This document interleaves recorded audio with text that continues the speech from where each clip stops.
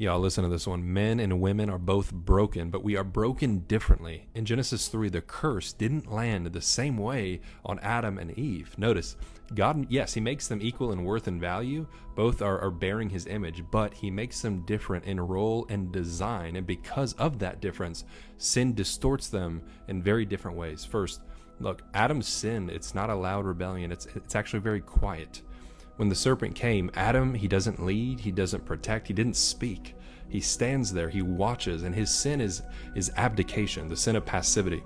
He avoided what God called him to do.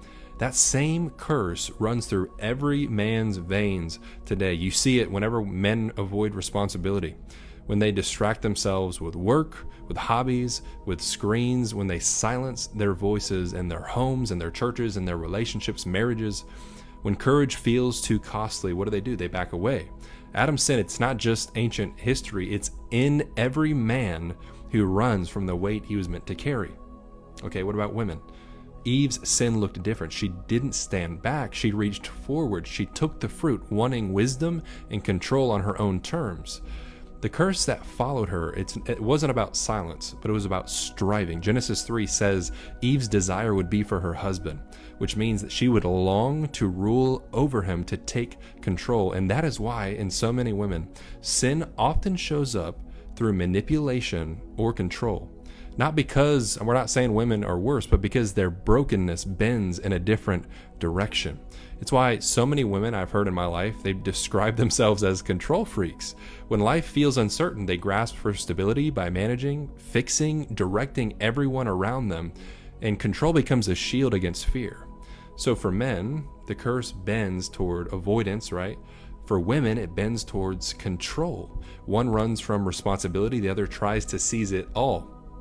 Both are trying to live apart from trusting God. And that's where the gospel, the good news of Jesus, breaks in with power for men and women.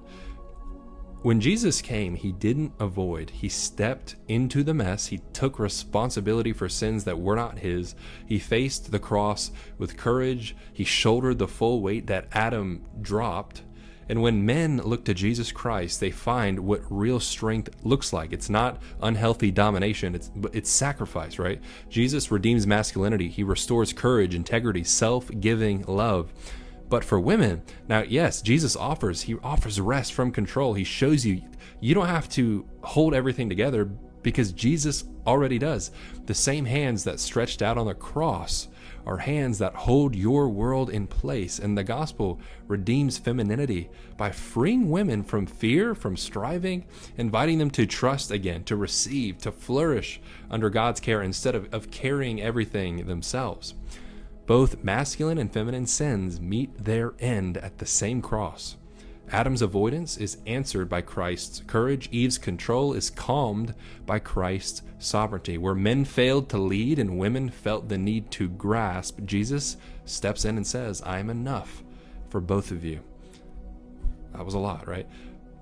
When a man walks in the gospel, listen to this, he no longer hides or avoids. He steps forward in humility, courage. He takes responsibility with grace, not pride.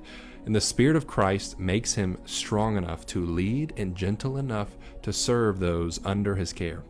Yes, he protects, he provides, he perseveres, not to prove himself, but because Christ proved it for him. And he loves Jesus. When a woman walks in the gospel, she no longer feels the crushing weight to control the outcome. Right? She trusts the one who holds everything together. The Spirit of God frees her from the fear, the striving, and he gives her peace and this quiet strength. She nurtures and influences and supports, and she's no longer anxious, but she leans into faith in Jesus. You know, so men and women, they reflect the image of Christ. They reflect the image of Christ. And when we walk in the power of the Spirit, we can reflect the true masculinity and femininity that Jesus gives us. In the gospel, the curse is not the final word. Men don't have to avoid. Women don't have to control. Christ restores both to the beauty that they were designed for, right? Different by nature, equal in worth, united in the redemption through Jesus Christ. Follow for more Bible truth.